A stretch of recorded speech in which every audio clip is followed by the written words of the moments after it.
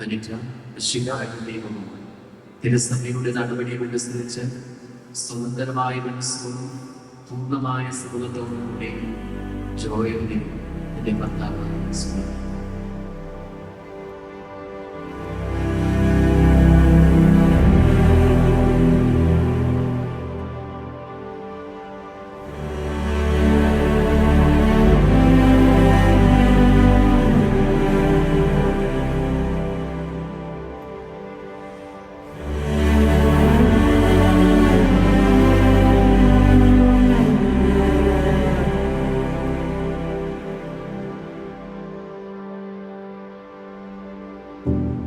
അനീറ്റ എന്റെ ഇളയ സിസ്റ്ററാണ്. അവള് എന്നെക്കാളും 4 വയസ്സിന് ഇളയതാ.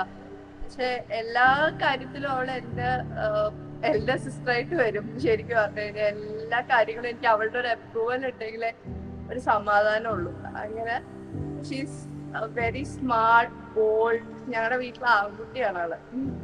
നമുക്ക് എല്ലാവർക്കും അവളാണ് കംപ്ലീറ്റ് ചെയ്യുന്നത് നമ്മുടെ ഫാമിലി.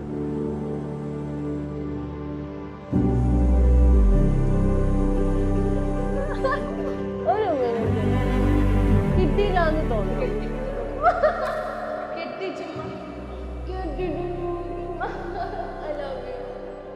അതിലേക്ക് ജോയൽ വന്നു.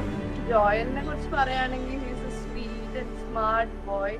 ജോയലിന്റെ അടുത്ത് ഞാനൊരു ക്വസ്റ്റ്യൻ ആൻസർ സെഷൻ പോലെ നമ്മള് അനീറ്റയുടെ മധുരം വെപ്പിന് കുറച്ച് ക്വസ്റ്റ്യൻസ് ചോദിച്ചതിൽ എനിക്ക് ഏറ്റവും ഇഷ്ടപ്പെട്ട ജോയലിന്റെ ഒരു ആൻസർ ഉണ്ട്. ഞാൻ ചോദിച്ചു അനീറ്റയുടെ ഏറ്റവും ഇഷ്ടപ്പെട്ട ക്വാളിറ്റി എന്താന്ന് ചോദിച്ചു ജോയലിനോട്. അപ്പം he said Anita is very bold and she will stand for her stance however it backfires. എനിക്ക് വളരെ ഇഷ്ടപ്പെട്ടു. പിന്നെ short span of time Joel എത്രത്തോളം അനീറ്റനെ മനസ്സിലാക്കി, എത്രത്തോളം അനീറ്റന്റെ കൂടെ നിൽക്കുന്നു എന്നൊക്കെ കണ്ടപ്പോൾ ഐ ഫെൽറ്റ് സോ ഹാപ്പി.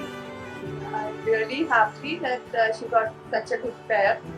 ജോയലിനും അനീറ്റയ്ക്കും എല്ലാവിധ സന്തോഷവും ദീർഘായുസ്സും എല്ലാം ഉണ്ടാവട്ടെ എന്ന് ആഗ്രഹിക്കുന്നു, പ്രാർത്ഥിക്കുന്നു.